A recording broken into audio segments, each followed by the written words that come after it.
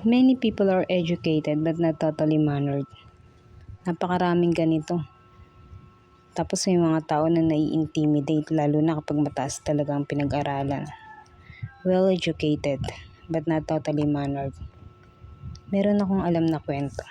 May isang kapitan sa isang barangay. Bukod sa pagiging kapitan niya, isa rin siyang abogado.